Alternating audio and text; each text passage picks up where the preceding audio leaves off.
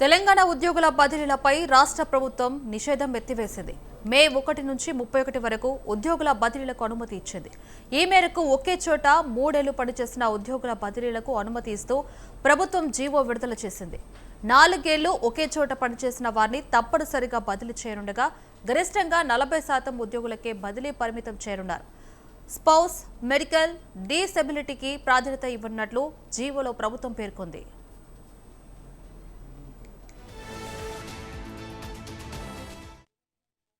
భవిష్యత్తులో ఇప్పటికే భారతీయ జనతా పార్టీ అధికారంలోకి వచ్చిన తర్వాత దక్షిణాది రాష్ట్రాలకు కీలకమైన శాఖలు ఏవి ఇవ్వలే. ప్రైమ్ మినిస్టర్ గాని, హోమ్ మినిస్టర్ గాని, డిఫెన్స్ మినిస్టర్ గాని, కామర్స్ మినిస్టర్ గాని, ఇట్లా మీరు మొదటి 10 శాఖలు తీసుకుంటే ఒక ఆర్థిక శాఖ మాత్రమే దక్షిణాది రాష్ట్రాలకు ఇచ్చిండ్రు.